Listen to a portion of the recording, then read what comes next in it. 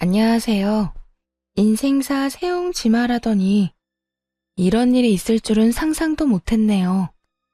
홀어머니 밑에서 어렵게 자라와 홀대하는 시모와 전 남편에게서 벗어나기까지의 일을 들어주실래요? 물론 세상에 완벽한 가족은 없다고 생각해요.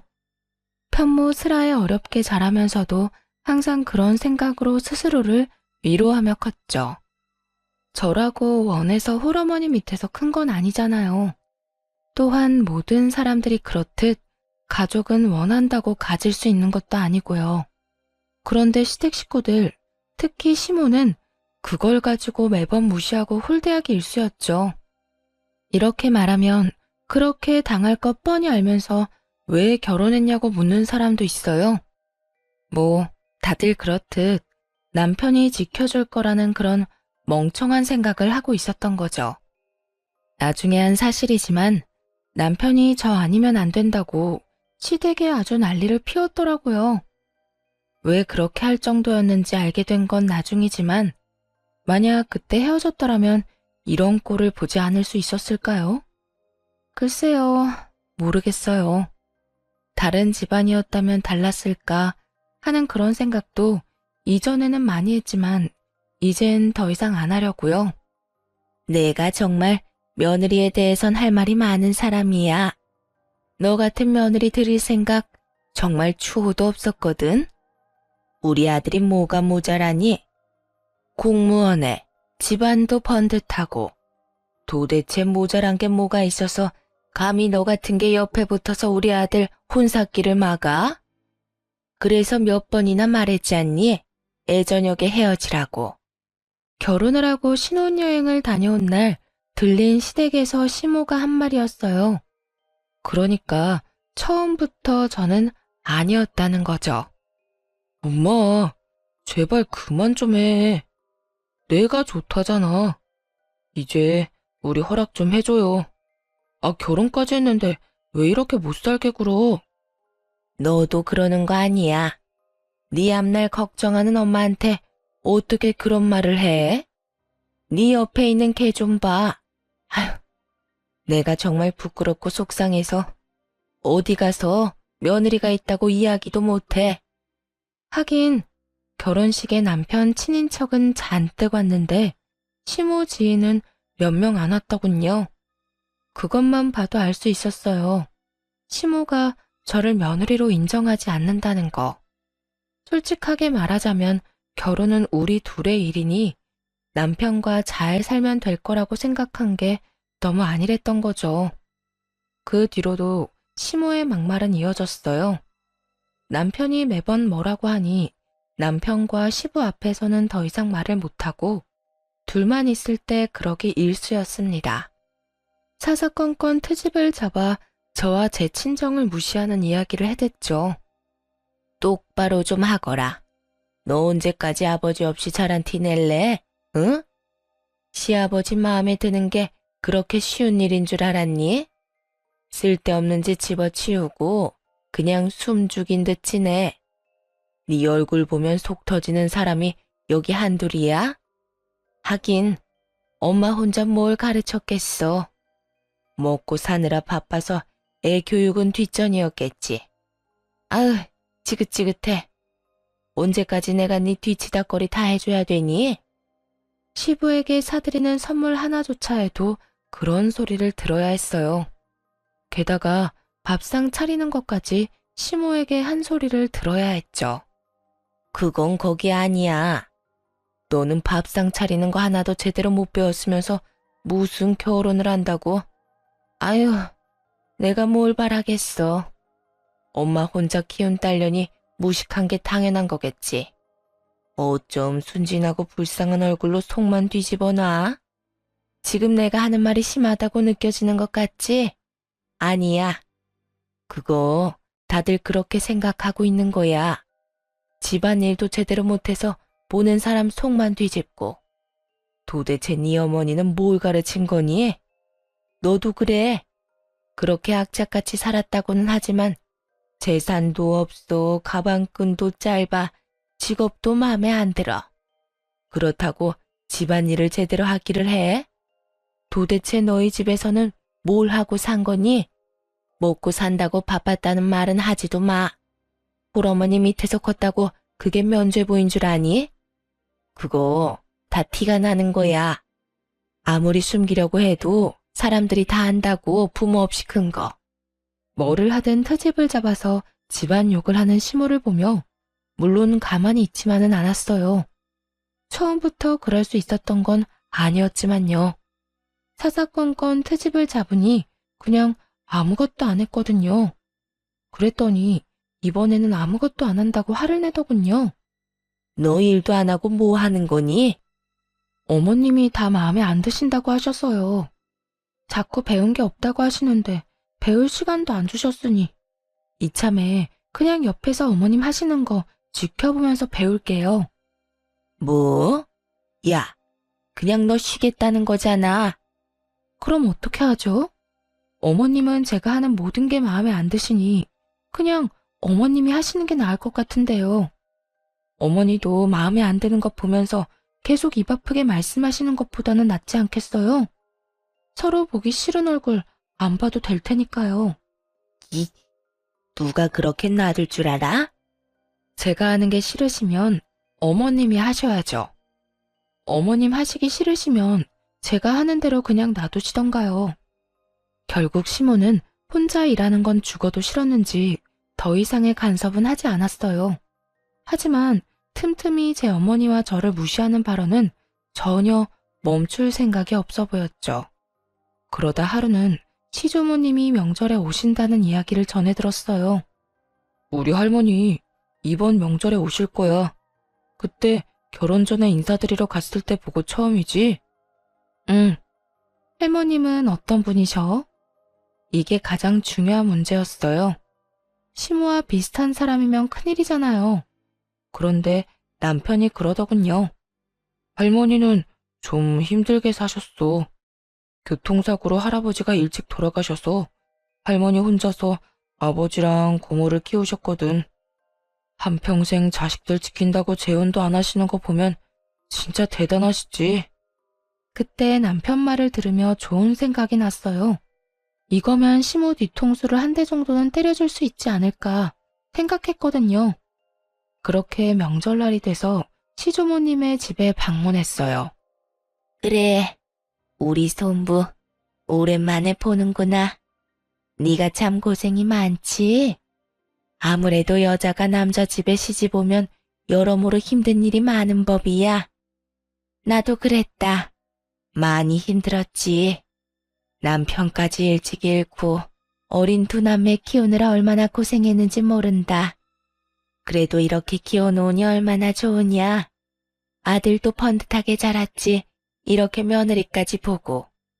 시주모는 힘든 그때를 떠올리는지 눈가가 촉촉해지더군요. 듣다가 이때다 싶어서 시주모에게 말했어요. 하긴 한부모 가정에서 자란 며느리나 사위를 좋아하는 사람은 없죠. 아버님도 결혼하시기 힘드셨겠네요. 사실 부모가 한 사람이라도 없으면 다 티가 난다고 하잖아요. 그만큼 분명 모자란 게 있을 테니까. 하나 남은 부모야 자식 새끼 먹이려고 뼈 빠지게 일하느라 남아있는 애들을 봐줄 사람이 없으니 가정교육도 제대로 못 배웠을 거고, 그러다 보면 주위 사람들도 그런 가정에서 태어난 사람은 별로 안 좋아할 테고요. 평소 시모에게 듣던 말이었죠. 그 말을 듣더니 시조모의 얼굴이 완전히 굳어버리더군요. 그러자 남편이 깜짝 놀라 말했어요. 당신 지금 그게 무슨 소리야? 당신도 편모 가정이면서 어떻게 할머니한테 그런 소리를 해? 시부도 표정이 굉장히 안 좋았어요. 그걸 보고도 뭐가 문제냐는 듯 아무것도 모른다는 식으로 대답했죠. 이게 잘못된 말이었나요? 죄송해요. 어머님한테는 매일 듣는 말이었거든요. 그래서 다른 사람들도 다들 그렇게 생각하는 줄 알았어요. 사실 이전에는 어머님이 저를 미워해서 그런 말을 하시는 거라고 생각했는데 아버님께서도 편모 가정에서 자랐다는 이야기를 들으니 너무 과하게 생각했던 것 같더라고요. 그런 아버님이랑 결혼한 어머님이라면 아무런 사심 없이 이야기한 거겠구나 싶어서요. 그렇죠, 어머님? 제 말이 끝나자 이번에는 시모 얼굴이 하얗게 질렸어요. 그게 무슨 말이니? 내가 언제 너한테 그런 말을 했어? 너 이렇게 사람 함부로 모함하는 거 아니다? 모함이라뇨. 어머님이 평소에 하신 말씀 반에 반도 안 했는데요. 매번 너희 엄마한테 도대체 뭘 배운 거냐고 그렇게 말씀하셨잖아요. 오늘도 음식 준비하면서 그렇게 말씀하셔놓고선. 에미야, 너 정말로 손부한테 그런 소리를 했어? 어머님, 그게 아니라요. 그게 아니긴 뭐가 아니야. 내가 알기로 손부도 홀어머니 밑에서 자랐다는데. 설마 너 그걸로 저 어린 것한테 시어머니 노릇을 한 거야? 내가 언제 너한테 그런 거 하라고 가르쳤어? 네 마음이 좁고 편협하다는 건 익히 알고 있었지만 설마 네 며느리한테 그런 말을 할 정도로 좁아 터졌는지는 또 몰랐구나. 그래, 그런 이야기를 한 이유가 대체 뭐냐? 이유라도 들어보자. 너 설마 우리 아들이 마음에 안 들었니? 내 자식도 네 눈에는 애비 없이 혼자 자란 티가 나 보이든? 그래서 마음에 안 든 거라도 있어서 그런 말을 한 게야? 어머님, 아니에요. 설마 그런 생각을 하고 있었겠어요? 그냥 저는 며느리로 들어온 애가 생각했던 것보다 못 미치는 애라. 결혼은 네 아들이 하지 네가 하는 게 아니잖아. 그리고 말이다. 정말 평소에 그런 생각을 안 했으면 어떻게 그런 말이 그렇게 술술 쉽게 나왔겠어? 정말 이런 애인지 몰랐다. 내 앞에서는 항상 웃으며 살랑거리더니 마음속에는 그런 고약한 심보를 갖고 있었어? 어머님, 죄송해요. 제가 실언을 했어요. 시모는 시조모에게 죄송하다며 빌다가 저와 눈이 마주치고는 부릅뜨고 노려보더군요. 뭐, 노려보면 어쩔 거예요. 지금 당장 혼나고 있는 건 시모고 저는 그저 피해자인데. 결국 시모는 무릎 꿇은 채로 시조모에게 미친 듯 혼나고 그 후 시댁 생활이 좀 더 편해질 수 있었죠. 시조모가 시모를 혼낸 다음 그러시더군요. 아가, 그런 말 귀담아 듣지 말거라. 정말 편협하고 속 좁은 인간들이나 그렇게 생각하는 거야. 나라고 애 아빠를 일찍 잃고 싶었겠니? 그게 사람 마음대로 안 된다는 거 잘 알고 있다.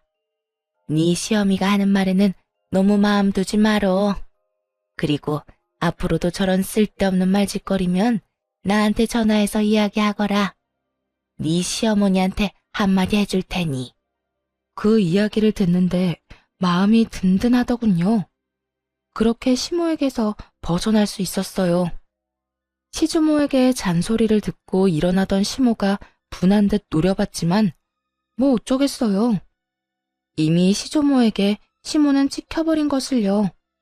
그동안 시부가 홀어머니 밑에서 컸다는 걸 몰랐는데 자기 부군이 그런 환경에서 자랐다는 걸 알면서도 그런 식의 욕을 할 수 있었던 시모가 어찌 보면 참 대단하기도 했죠. 그렇게 시모가 당한 뒤로는 절대로 그런 이야기를 안 하더군요. 시조모가 제 전화번호까지 받아갔거든요. 정기적으로 연락하라고요. 효과가 좋았죠. 그래서 저는 앞으로도 이렇게 평온할 줄로만 알았어요. 그 다음에 다가올 비극은 더 큰 것이라는 것도 알지 못하고 그 일이 있고 몇 달 뒤의 일이었어요. 그날은 몸이 안 좋아 일찍 집에 가 있는 상황이었어요. 남편이 왔는데 마중도 나가지 못할 정도로 기진맥진해 있었죠. 남편은 그날 회식을 하고 2차까지 갔다가 늦은 저녁이나 되어 돌아왔어요. 집에 도착해서는 친구와 통화를 하는데 아마 제가 자고 있다고 생각했던 것 같더라고요. 그러니까 그런 대화를 할 수 있었던 거겠죠. 야, 결혼 그거 별거 아니다. 네가 너무 진지하게 생각하는 거라니까. 뭐? 왜 결혼했냐고? 그렇지. 뭐 더 좋은 여자 만날 수도 있긴 했지. 근데 일부러 그런 여자는 안 만났어. 이게 무슨 말인가 싶었어요. 당연히 남편이 절 사랑해서 결혼했다고 생각하고 있었으니까요.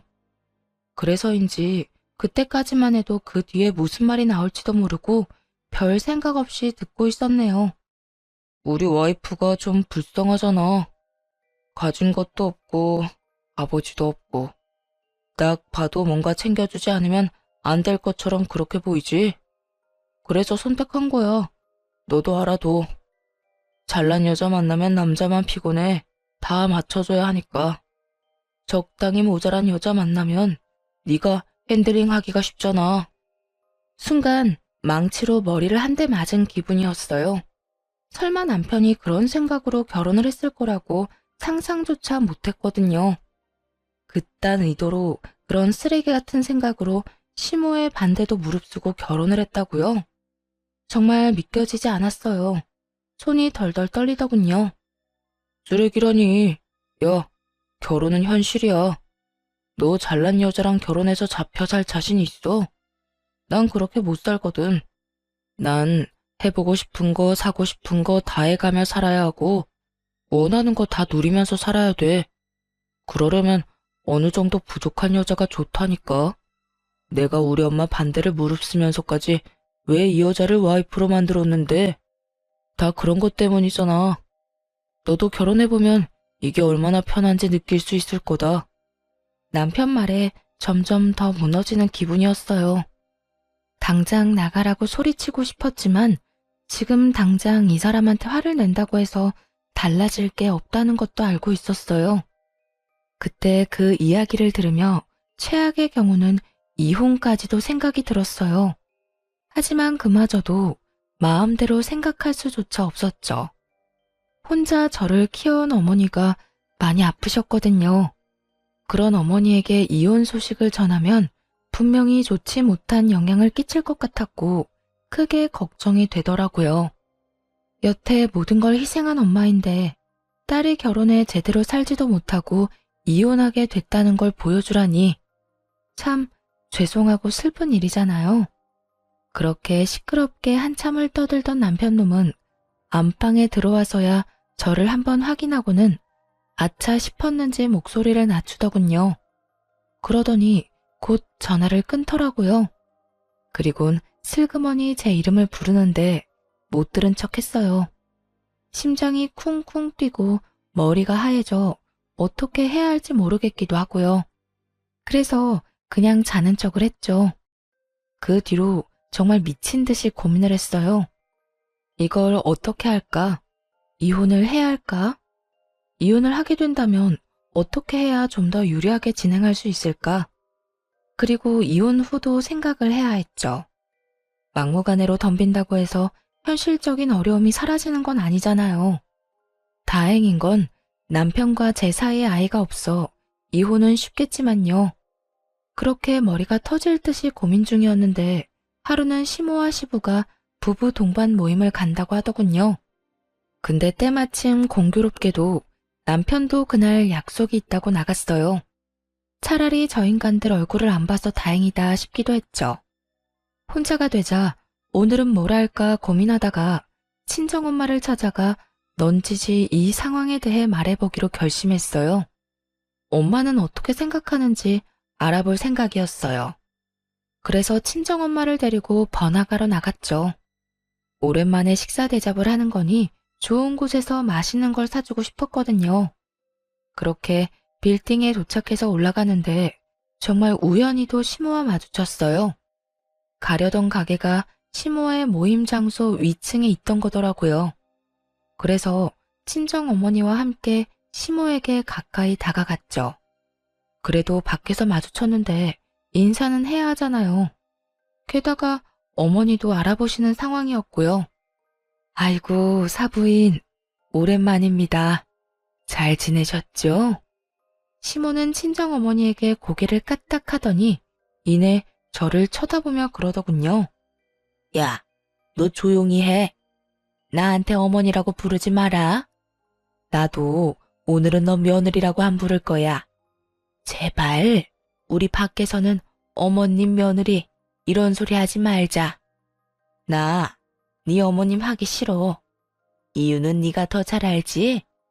게다가 이런 데 오면서 어머니 한 번만 모시고 오니 티가 안 낼래야 안 날 수도 없지. 하고 다니는 꼴 보면 누가 널 내 며느리로 볼까 무섭다 얘.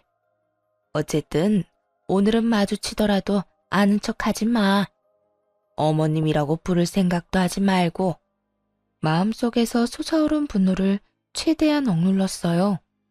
저 사람은 지금 인사하는 저희 어머니의 인사도 받아주지 않았고 제게는 어머니라고 부르지도 말라고 하는 거였어요.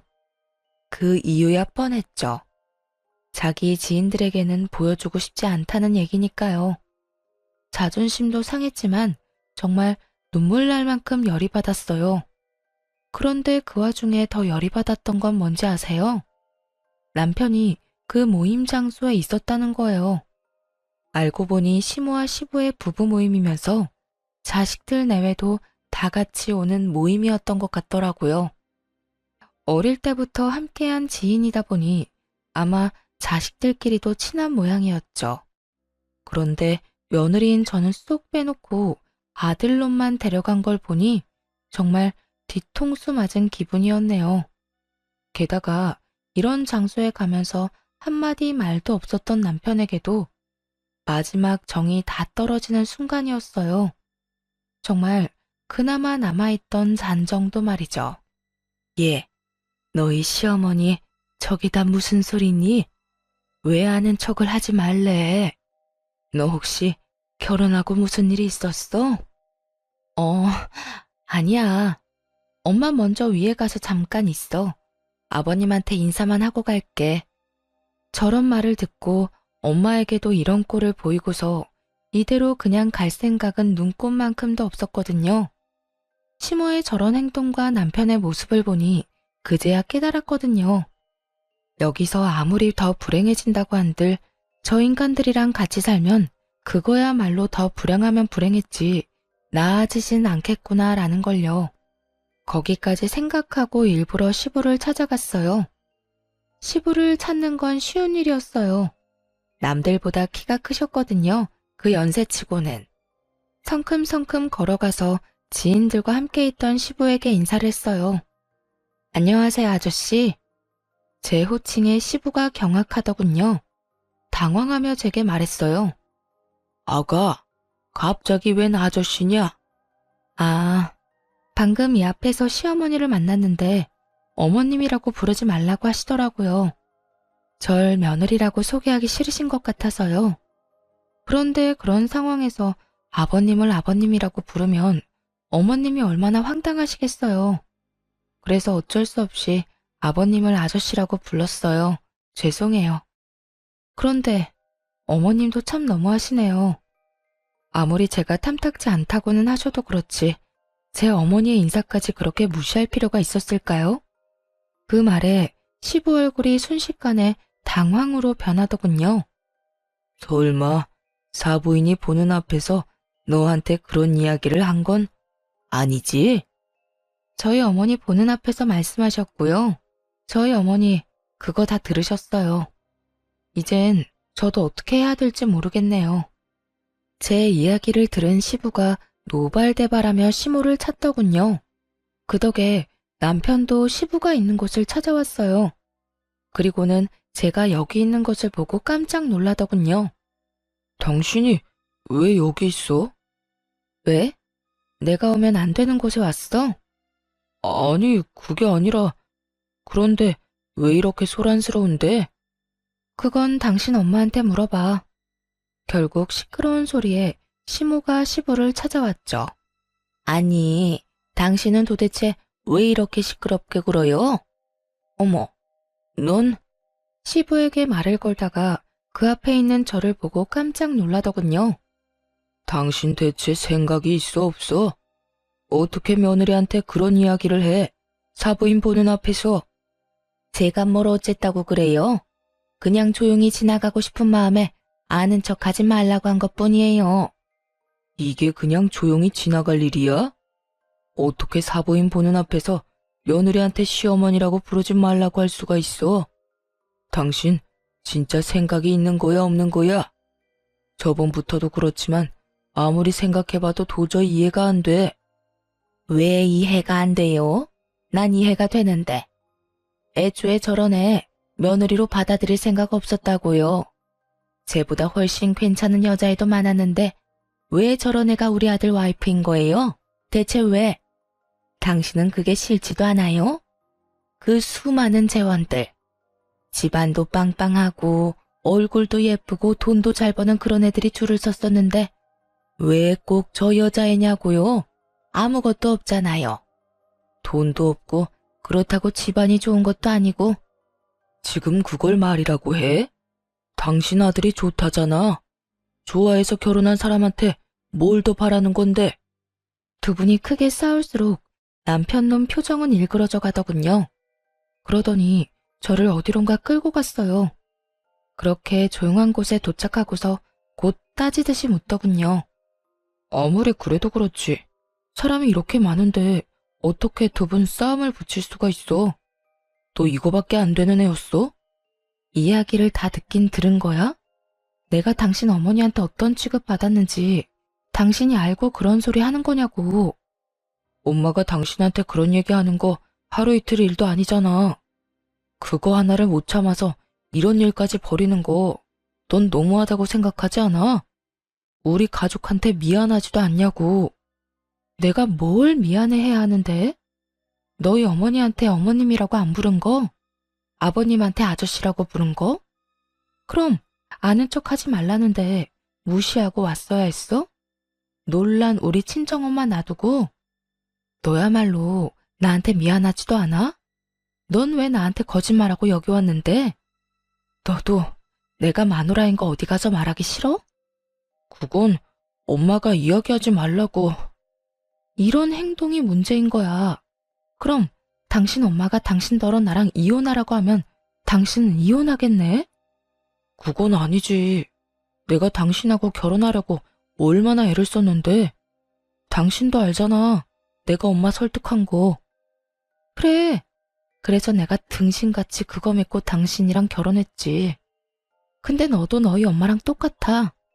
너 얼마 전에 나 자는 줄 알고 신나게 떠들더라. 내가 불쌍해서 결혼했다며? 어느 정도 부족한 게 있어야 말 잘 듣는다고. 네 이상형에 대해서 잘 들었어. 그런데 그렇게 부족한 여자라도 이혼은 요구할 수 있지. 내가 그간 너희 엄마한테 무시당하면서 이혼 생각 안 해봤을 것 같아? 그런데 참았어.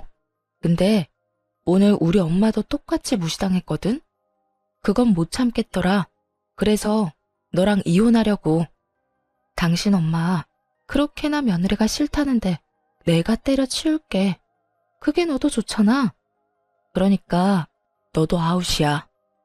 야, 네가 뭔데 나한테 아웃이니 많이 해.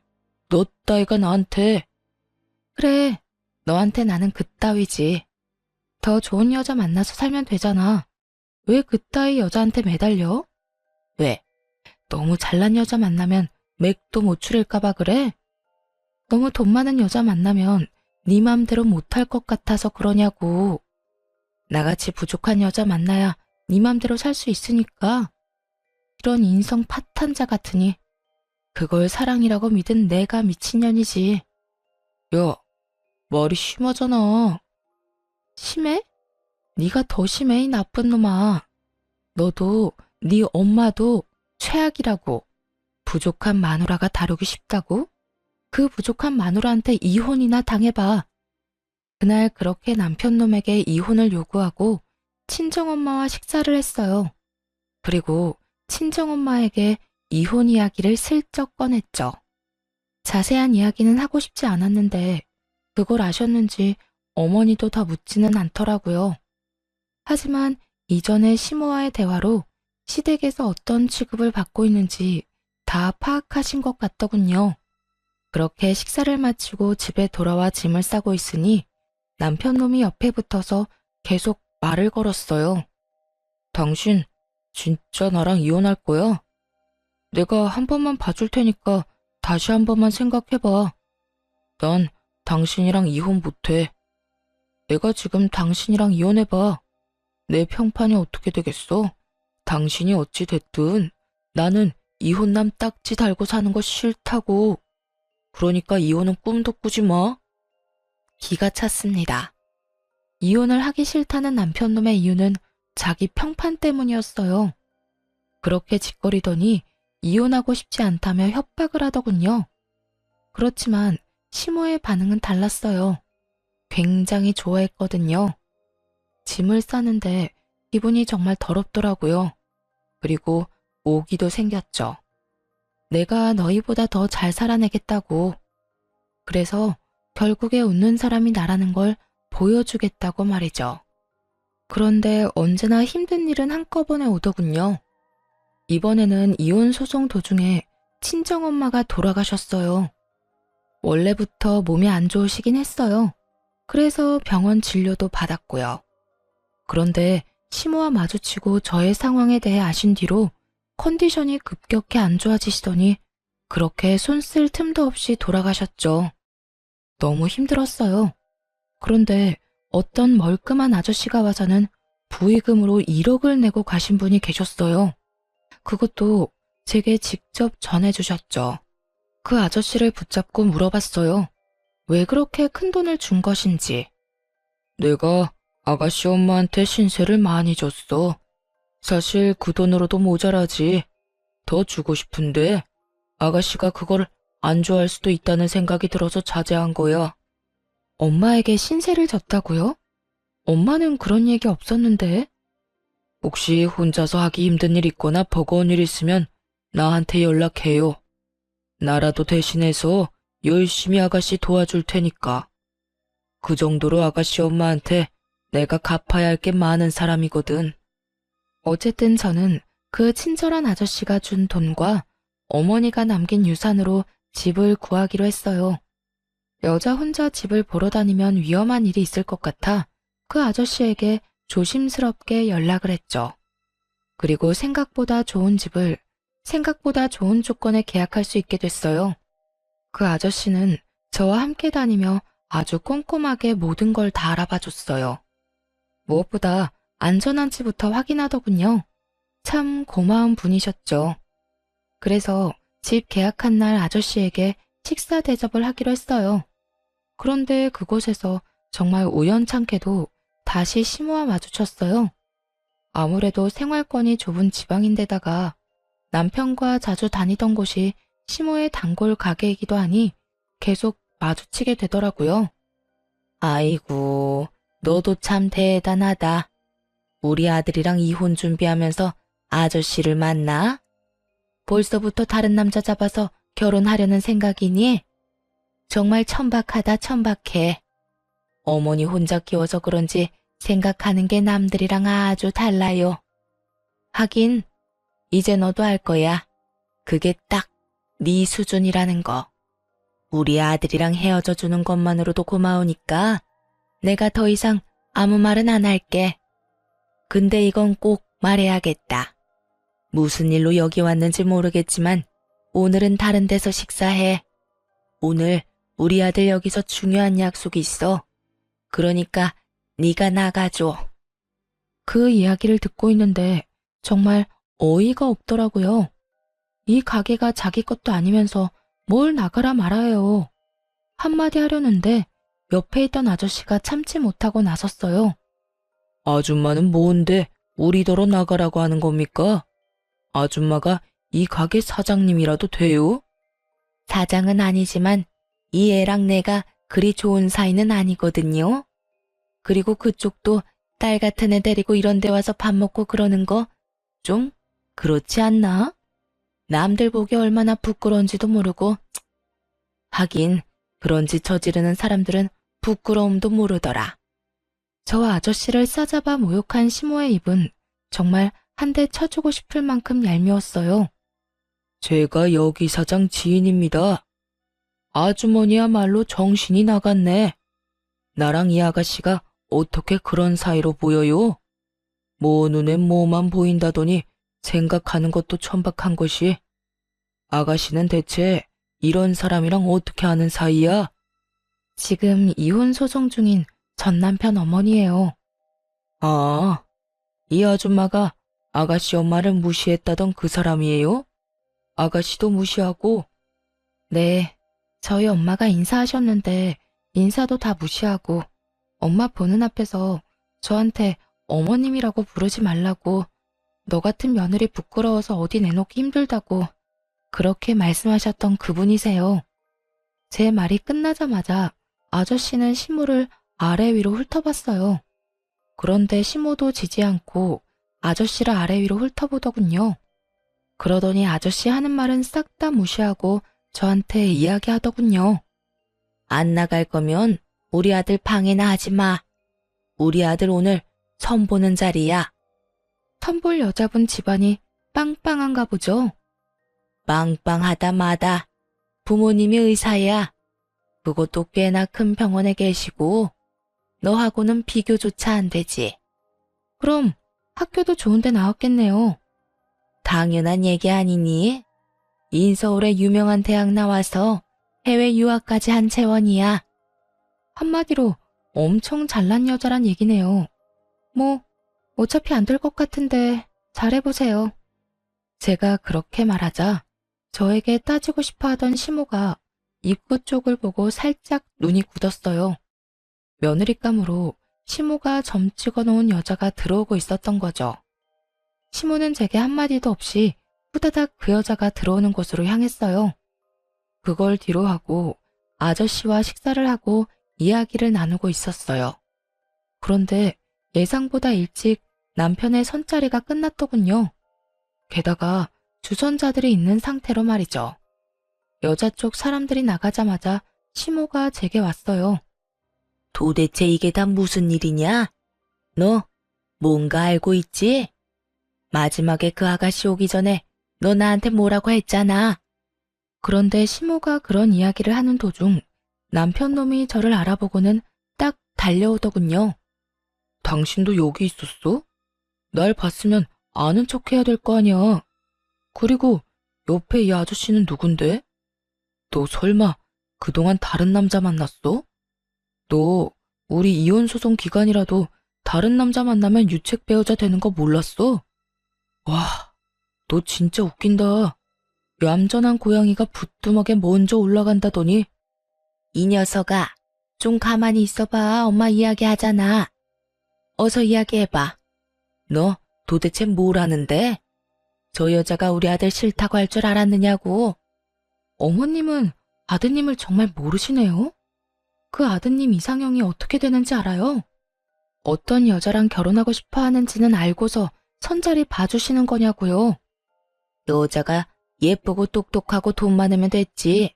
돈도 잘 벌고. 그거 아니야? 어머님 아들은요. 그런 여자가 이상형이 아니에요. 한눈에 봐도 불쌍해 보이는 여자가 그 사람 이상형이거든요. 그런 인간한테 매번 잘난 여자를 들이밀면 당연히 싫다고 하는 거죠. 우리 아들이 왜 그런 여자를 좋아해? 너 미쳤니?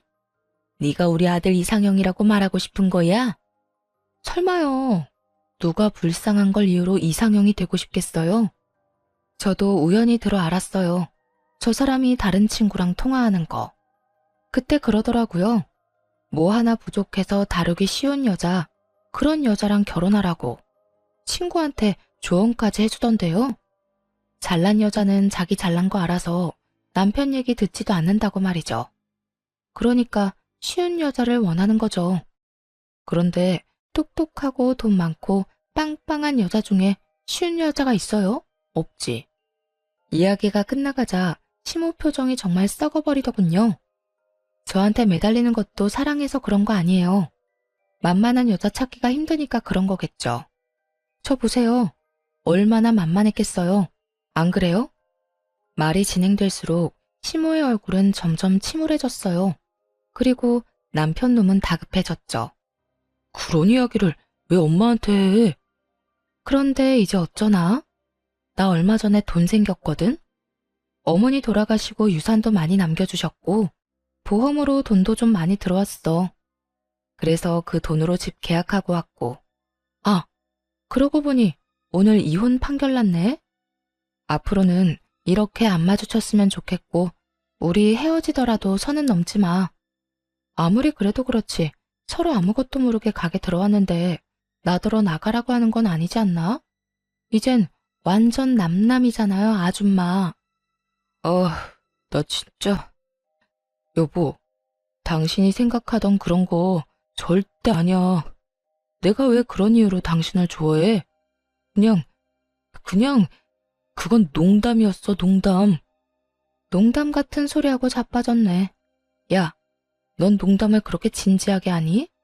결혼 앞두고 고민하는 친구한테 그런 이야기 해주는 거 보니 네 인성이 보인다, 인성이. 두 번 다시 나한테 여보라고 부르지 마. 결판 났으니까. 그리고 내 인생에서 좀 꺼져줘. 제발 이렇게 알짱거리지 마. 그렇게 남편놈과 시모를 버려두고 저는 아저씨와 함께 밖으로 나왔어요. 옆에서 모든 걸 듣고 있던 아저씨 표정이 별로 좋지 않아 보였죠. 아저씨한테 이런 모습 보인 것도 좀 그렇긴 했어요. 그런데 아저씨가 저한테 묻더군요. 아버지 없다고 힘들게 산 것 같아서 마음이 안 좋네. 혹시 아버지 원망하거나 그렇진 않아요? 아, 아버지요? 저 어릴 때부터 없었거든요. 완전 갓난쟁이 때부터. 사실 나 버린 건 원망 안 해요. 무슨 기억이라도 있어야 원망을 하죠. 누구를 어떻게 원망해요? 그런데 엄마는 달라요. 엄마는 계속 울었거든요. 재혼도 안 하고 매일매일 아버지만 그리워하면서. 돌아가실 때쯤에는 그런 말씀 없으시긴 했지만 그래도 그런 거 보면 원망스럽기도 하고 그래요. 그때 아저씨가 침울한 얼굴로 저한테 조심스럽게 말을 꺼냈어요. 아가씨, 미안해. 사실은 내가 속였어. 아가씨한테 처음 나타났을 때 내가 누군지 말했어야 됐는데 이야기를 못했어.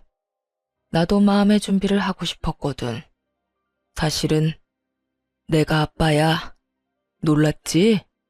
사실 어느 정도 짐작은 하고 있었어요. 보통 누가 가족도 아닌 여자를 이렇게 친절하게 도와주겠어요. 그리고 어머니가 가지고 있던 아버지 사진이랑 비슷하게 생기셨더라고요. 많이 늙었지만 그래도 비슷해 보였죠. 어떻게 절 찾았어요? 네 엄마가 연락했어. 그 사람은 다 알고 있었지. 내가 어떻게 사는지. 그렇게 우리 어머니한테 쫓겨나다시피 나가고서는 내가 아무리 찾아도 못 찾던 그 사람이었는데 죽을 때가 다 돼서 그런가 남겨진 딸 생각 때문에 그랬나 나한테 연락이 왔더라고. 우리 딸 지켜달라고. 참 울컥했어요. 여태껏 피해 다녔던 아버지에게 연락한 이유가 저 때문이라는 걸 알게 돼서 아마 살 날이 얼마 남지 않은 것을 당신도 아시고는 연락하신 거 아니에요. 그때 시어머니가 저와 친정엄마를 무시한 일 때문에 엄마도 충격받았던 것 같아요. 제가 시댁에서 그렇게 무시당하는 걸 어머니가 그때 처음 아셨거든요. 마지막 가는 길에 짐만 안겨드린 것 같아 죄송한 마음뿐이었어요. 그렇게 저에게는 다시 새로운 가족이 생겼어요. 어머니가 돌아가시고 아버지가 생긴 거죠. 아버지는 뭐든 해주고 싶어 했어요. 이혼하고 얼마 후 미용 관련 자격증을 따기로 했어요. 그렇게 공부를 하고 어렵게 자격증을 따고 나니 아버지는 이번에는 가게를 차려주고 싶어 했어요. 자격증을 딸 때도 아버지가 물심양면으로 다 지원해 주셨는데 바로 가게까지 차려주시려 할 줄은 상상도 못했죠. 그때만 해도 혼자서 일할 수 있는 작은 상가 정도겠거니 생각했어요. 그런데 아버지가 보여준 상가는 제 상상과는 전혀 달랐어요. 그 지역 내에서도 최고 번화가한 거리에 있는 상가 1층이었거든요. 임대료도 엄청 높았고 혼자서 이 큰 매장을 이끌어간다는 건 상상도 되지 않더라고요. 하지만 아버지는 뭐 어떠냐고 일단 보기나 하라는 반응이었어요. 그래서 저도 별 부담 없이 그냥 보기는 했죠. 아버지가 딸한테 잘 보이고 싶었나 보다. 이 정도로만 생각했거든요. 그렇게 상가를 둘러보는데 전 시부와 전 시모를 마주하게 됐어요. 같은 생활권이라는 게 참 짜증나더군요. 이렇게 마주치는 일이 있으니까요. 네가 여기는 웬일이냐? 상가를 볼 일이 뭐가 있어? 돈도 없고 아무것도 없는 게 여기 와서 허세나 피우고 있니? 남들한테 돈 많은 것처럼 보이고 싶었어? 그리고 이 아저씨는 도대체 누군데 매일 끼고 다녀? 우리 아들이랑 이혼하고 이런 늙은 아저씨랑 만나고 다니는 거야? 정말 네 수준도 알만하다 알만해. 그런데 전 시모 옆에 있는 전 시부 표정이 조금 이상하더군요. 그러더니 전 시모를 말리기 시작했어요. 여보, 그만해. 이제 남인 사람 왜 자꾸 그렇게 신경을 긁어? 그만 좀 해. 아니, 당신은 열받지도 않아요? 우리 아들이랑 이혼하고 벌써 저런 늙은 남자 물어서 동네를 돌아다닌다는 게 전 정말 짜증나요. 그래, 얘, 너랑 정말 잘 어울린다. 어쩜 얘나 지금이나 변한 게 없어. 아빠 없이 커서 아버지 뻘 되는 사람한테 끌리니? 그런 주제에 우리 아들이랑 결혼은 왜 했어?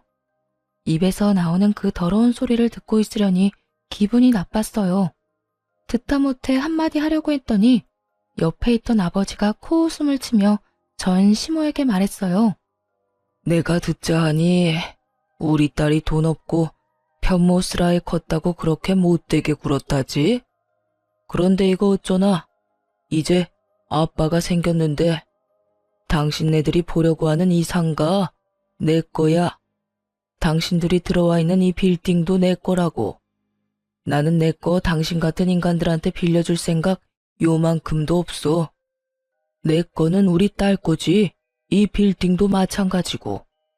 나 죽으면 우리 딸이 가질 건데 어때요 기분이? 아까워서 죽을 것 같지? 한 달만 참았으면 이 재산도 당신 아들한테 돌아갔을지도 모를 거 생각하니까 눈앞이 빙글빙글 돌지. 사람 괴롭히면서 나쁘게 군 죄값 받는다고 생각해. 한평생 동안 죽을 때까지 당신들이 가질 수 있었던 거 보면서 후회나 하고 살아. 내 딸은 내가 준 부동산 가지고 떵떵거리며 살 테니까. 아버지 말을 듣는 전 시모의 얼굴은 경악으로 물들었어요. 아무것도 없는 빈털터리에 이혼한 전 며느리가 갑자기 건물주의 딸이 되어 나타난 거나 다름없잖아요. 게다가 전 남편과 이혼한 지 한 달이었어요. 한 달 만에 전 며느리 처지가 바뀌었으니 자기 딴에는 또 얼마나 억울했겠어요. 어이없죠? 실제로 자기 것도 아니면서. 잠깐만, 진짜야? 진짜로 너희 아버지야? 이 빌딩 주인이고? 나한테 거짓말하는 거 아니지? 그때 아버지가 관리인을 불렀어요. 여기 있는 사람들 내보내요. 톡 시끄러운 인간들이니까. 진짜로 경비원들과 관리인들이 전 시부와 전 시모를 내보내기 시작했어요. 그때가 되니 전 시모 얼굴이 완전히 놀라버리더군요. 그렇게 가게 밖으로 쫓겨나간 전 시부와 전 시모는 서로 탓하며 싸우기 시작했어요. 당신은 제발 그 성격부터 좀 고쳐. 저번에도 사람들 보는 앞에서 며느리한테 그딴 짓 해서 사람들이 우리를 우습게 하는데 지금도 봐. 당신 때문에 원하던 상가도 계약 못하게 됐잖아. 아니, 일이 이렇게 된 게 제 잘못이에요? 걔가 갑자기 웬 남자 끼고 돌아다니니까 그냥 궁금해서 그런 얘기 한 거지. 그건 이야기가 아니라 모욕이지. 그리고 옆에 있던 사람이 아버지인데 그 아버지 앞에서 늙은 남자를 물었다느니 어쩌니 그런 소리를 해? 도대체가 정신이 제대로 박힌 거야? 어휴, 저놈의 옆에 내 입이 방정이지. 결국 나중에 전 시모가 어떻게 알았는지 저희 집에 찾아와서 저한테 사정사정 하더군요. 예, 아가. 내가 여태 너한테 그렇게 모질게 군 거 다 내가 잘못했다. 우리 아들도 그렇고 나도 그렇고 너 보내고 얼마나 후회하는지 모른다. 내가 앞으로는 절대 그런 짓 안 할 테니 다시 돌아와주면 안 되겠니? 저는 전 시모가 그렇게 굽실거리는 모습을 처음 봤어요. 싫어요. 여태까지 아무것도 모르고 병신처럼 그런 취급 당하면서 살았는데 다시 또 돌아가라고요? 참 양심이 없으시네요. 어떻게 저한테 다시 돌아오라는 말을 할 수가 있죠? 어머님이 제 가슴에 박은 대못이 얼마나 많은지 기억도 안 나죠? 미안하다. 미안했어. 내가 잘못했다니까. 죄송한데 헛소리는 그만 좀 하시고 저한테 와서 왜 이러는지 잘 알아요. 제가 아니라 제 아버지 재산이 탐나는 거겠죠. 그러니까 우리 아버지 말처럼 그냥 그렇게 평생을 후회하면서 사세요. 가지지 못한 거, 가질 수 있었던 거, 반쯤은 손에 들어왔던 거, 이 근처 지나가면서 항상 그렇게 느끼시라고요. 아참, 그리고 그렇게 원하던 돈 많고 집안 빵빵한 며느리 잘 찾아보세요. 아드님 정신머리로 어머님 원하는 며느리 만날 수 있으려나 모르겠지만요. 제발, 어떻게 안 되겠니? 네 시아버지가 네 가게 들어가는 그 1층 상가가 너무 갖고 싶다는데 내가 그런 말에서 망쳐버렸으니 어떡하니? 내가 책임을 지는 게 맞지. 그럼 더 좋은 가게 알아보시면 되죠. 상가가 어디 거기뿐이에요. 한 번만 더 말도 안 되는 소리 짓거리면 정말로 이 근처에는 발도 못 디디게 해줄 거예요. 당신이 전 며느리한테 어떤 짓 했는지 내가 다 까발릴 거라고. 그런 소문나도 동네 돌아다닐 수 있는지 어디 한번 봅시다. 결국 제 말에 전 시모는 망연자실 앉아만 있더군요. 그런 전 시모를 내버려 두고 나왔죠. 이제 와서 욕심이 나긴 했나 보더라고요. 사촌이 땅을 사도 배가 그렇게 아픈데 이혼한 전 며느리가 알고 보니 긁지 않은 복권이었다는 걸 알았으니 이미 손안에 들어왔던 거나 마찬가지인 복권을 포기한 거나 다름없잖아요. 평생 그 생각으로 고통받으며 살 거 생각하니 웃겨서 웃음이 멈추질 않더군요. 그 뒤로 그 사람들 연락을 받은 적은 없어요. 제가 먼저 알아볼 생각도 없고요. 그냥 안 보고 사는 게 제일 낫다는 생각을 하고 있어요. 살다 보니 참 이런 일도 생기는군요. 홀가분하면서도 쓴웃음이 나오지만 그래도 탈출하고 나서는 마음이 훨씬 편해요. 아마 계속 참기만 하고 그 사람들과 살고 있었다면 언젠가 했던 생각처럼 불행했으면 불행했지 이런 날은 오지 않았을 거예요. 아버지를 만나 제 배경이 바뀐 것을 알고 전 시모의 태도가 바뀌었다 해도 그건 그거대로 기분이 좋지만은 않았을 거고요. 이제는 그런 일도 있었지 하고 털어버리고 새 미래를 향해 나아갈 생각입니다. 그래도 힘든 일이 있으면 좋은 일도 생기는 법인 것 같아요. 긴 글 읽어주셔서